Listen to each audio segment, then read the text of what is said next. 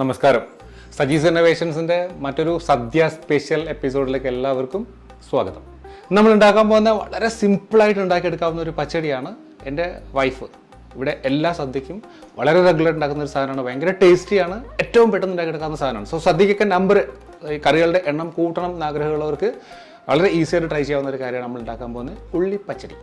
അത് ഉള്ളിയാണ് ഇവിടെ മെയിൻ സാധനം. അതിൻ്റെ ഇൻഗ്രീഡിയൻസ് ഞാൻ എടുത്ത് വെച്ചിട്ടുണ്ട്.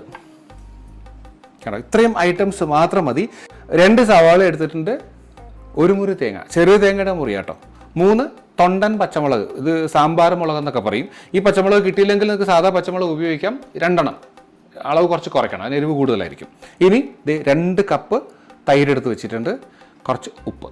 ഇത്ര മാത്രം മതി നമ്മുടെ പച്ചടി ഉണ്ടാക്കാൻ. ഇത് ശരിക്കും ഒരു കുക്കിംഗ് വീഡിയോ എന്ന് പറയാൻ പറ്റില്ല. കുക്കിംഗ് വളരെ കുറവാണ്. ഒന്ന് കടുക് വറുക്കാൻ മാത്രമേ നമ്മൾ കുക്ക് ചെയ്യുന്നുള്ളൂ. ബാക്കി വളരെ ഈസി ആയിട്ട് നമുക്ക് ഉണ്ടാക്കിയെടുക്കാം.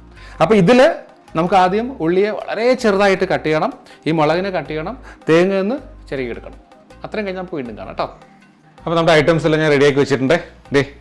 ഉള്ളി വളരെ ചെറുതായിട്ട് അരിഞ്ഞിരിക്കുന്നത് കണ്ടല്ലോ, വളരെ ചെറുതായിട്ട്. മുളക്, തൊണ്ടമുളക് അരിഞ്ഞിട്ടുണ്ട്, തേങ്ങ ചുരണ്ടി വെച്ചിട്ടുണ്ട്. ആദ്യം ഞാൻ ചെയ്യാൻ പോണത് ഒരു മിക്സിംഗ് ബൗൾ എടുത്തിട്ട് അതിലേക്ക് നമ്മൾ ഈ ഉള്ളി, അരിഞ്ഞ ഉള്ളിയും ഈ മുളകും ചേർത്ത് അതിലേക്ക് ഇടുക കേട്ടോ.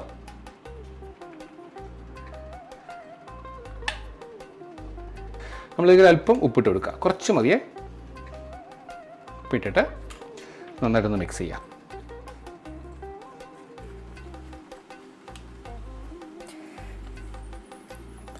ഇതിങ്ങനെ മിക്സ് ചെയ്ത് ഒരു 5 മിനിറ്റ് ഞാൻ മാറ്റി വെക്കുകയാണേ. അതുപോലെ ഞാൻ അടുത്ത് തേങ്ങയെ മിക്സിയുടെ ചെറിയ ജാറിലേക്ക് ഇടുകയാണേ.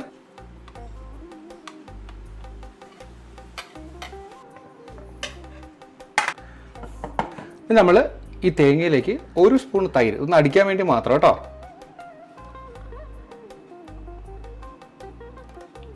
ഇച്ചിരി കൂടുതലും കുഴപ്പമില്ല, നമ്മൾ തൈര് പിന്നെ എടുക്കുന്ന.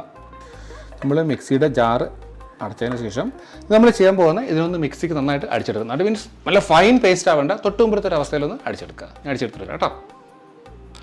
ഞാൻ നമ്മുടെ തേങ്ങ മിക്സിക്ക് അടിച്ച് കൊണ്ടുവന്നിട്ടുണ്ട്. ഈ ഒരു ടെക്സ്ചർ മതി കേട്ടോ, ഒത്തിരി അങ്ങോട്ട് എന്താ പറയുക, ഫൈൻ പേസ്റ്റ് ആവേണ്ട. അപ്പോൾ ഇതിനെ ഞാൻ ഇതുമായിട്ട് മിക്സ് ചെയ്യുക കേട്ടോ, നമ്മുടെ ഉള്ളിയുമായിട്ട്.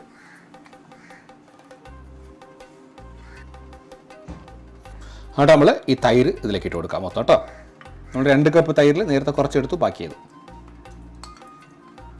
കുറച്ച് ഉപ്പ് ഇതിലേക്ക് ഇടുക, നമുക്ക് ആവശ്യമുണ്ട് പിന്നെ ഇട്ട് കൊടുക്കാം കേട്ടോ. ബാക്കി നമുക്ക് നോക്കിയിട്ടിടാം. ഇതിനെ നന്നായിട്ടൊന്ന് മിക്സ് ചെയ്യാം.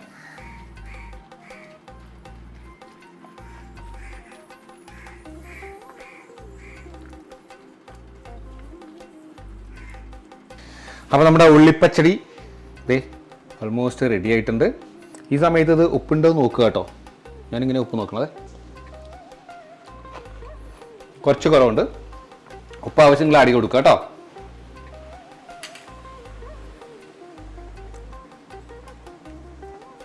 ഇനി ഇതിലൊരു ചെറിയ പരിപാടിയും കൂടെ ബാക്കിയുണ്ട്.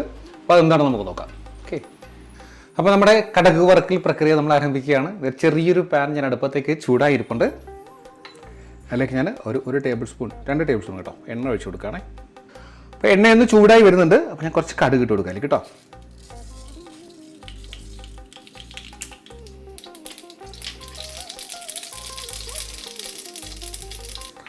അപ്പോൾ കടുകൊന്ന് പൊട്ടിയിട്ടുണ്ട്. അതിലേക്ക് ഞാനൊരു 4 വറ്റൽമുളക്,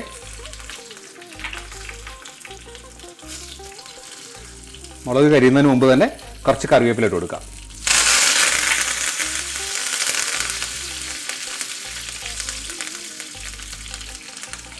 അപ്പോൾ നമ്മുടെ കടക് വറ പൂർത്തിയായിട്ടുണ്ട്. അതിനങ്ങനെ തന്നെ പുറത്തേക്ക് ഒഴിച്ചു കൊടുക്കാം കേട്ടോ.